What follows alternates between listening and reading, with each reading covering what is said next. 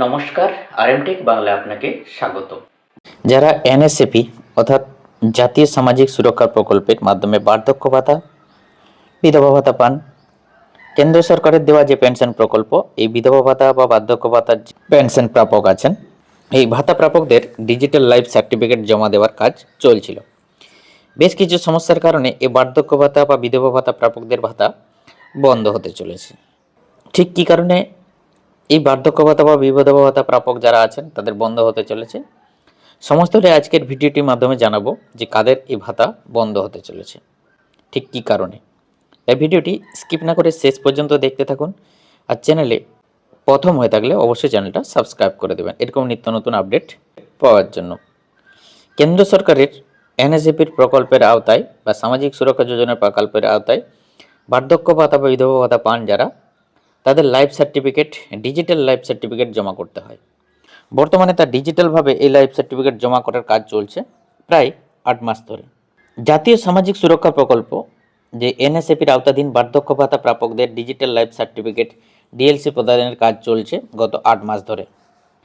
কেন্দ্রের নির্দেশে ডিএলসি দেওয়ার আগে নির্দিষ্ট অ্যাপ ব্যবহার করে উপভোক্তাদের বায়োমেট্রিক ছাপ নেওয়া হচ্ছে এবং রেটিনা স্ক্যান করা হচ্ছে।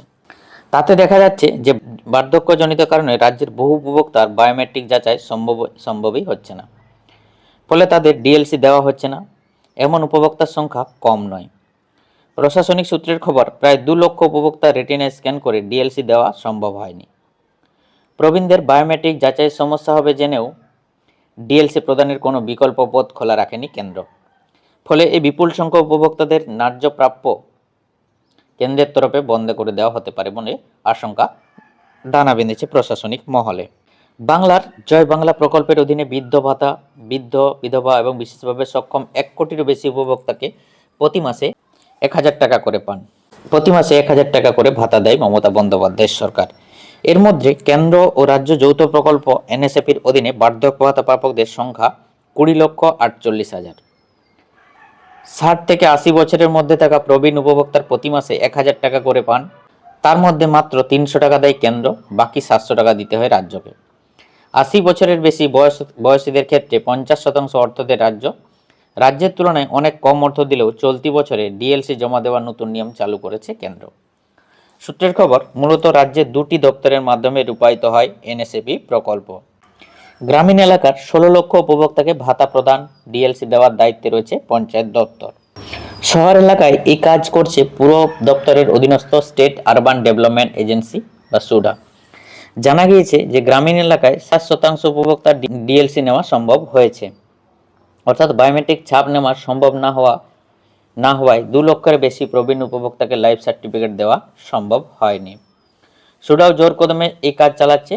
শহর এলাকার বহু উপভোক্তা একই সমস্যার সম্মুখীন হবেন বলে মনে করা হচ্ছে। ফলে ভাতা পাওয়া নিয়ে আশঙ্কায় থাকা উপভোক্তার সংখ্যা আরও বাড়বে বলে মনে করছেন অভিজ্ঞ আমলারা। কী কারণে সমস্যা হচ্ছে প্রবীণদের?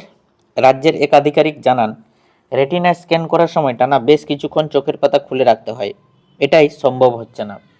অনেক বয়স্ক উপভোক্তার ক্ষেত্রে কাজের দায়িত্বে থাকা আধিকারিকরা মানবিক কারণে তাদের জোর করতে পারছেন না, কারণ বিষয়টি তাদের কাছে রীতিমতো যন্ত্রণাদায়ক হয়ে উঠেছে।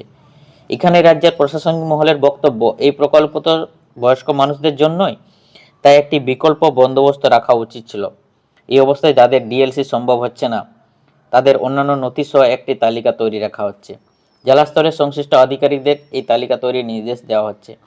এই উপভোক্তাদের টাকা যাতে কেন্দ্র হঠাৎ করে বন্ধ না করে দিতে পারে, তাই এই তালিকা দিল্লি পাঠিয়ে রাখার চিন্তাভাবনাও করেছে রাজ্য। এই হলো বার্ধক্য ভাতা পান বা বিধবা ভাতা পান এনএসএপির আওতায়, কেন্দ্রের যে সামাজিক সুরক্ষা প্রকল্পের আওতায় তাদের লাইফ সার্টিফিকেট জমা করতে হয়। ডিজিটাল লাইফ সার্টিফিকেট জমা করার প্রক্রিয়া চলছিল। তার মাঝখানে বেশ কিছু উপভোক্তার বায়োমেট্রিক, রেটিনার যে বায়োমেট্রিক, চোখের যে বায়োমেট্রিক ঠিকঠাক না ক্যাপচার না হওয়ার কারণে লাইফ সার্টিফিকেট জমা করার কাজ ব্যাহত হচ্ছে। ফলে সেই সমস্ত উপভোক্তার টাকা বন্ধ হয়ে যাওয়ার আশঙ্কা করা হচ্ছে। এই হলো বার্ধক্য ভাতা নিয়ে যে ইম্পর্টেন্ট আপডেট। ভিডিওটি ভালো লাগলে একটা লাইক করে দেবেন, আর চ্যানেলে প্রথম হয়ে থাকলে অবশ্যই চ্যানেলটি সাবস্ক্রাইব করে দেবেন। Thank you so much.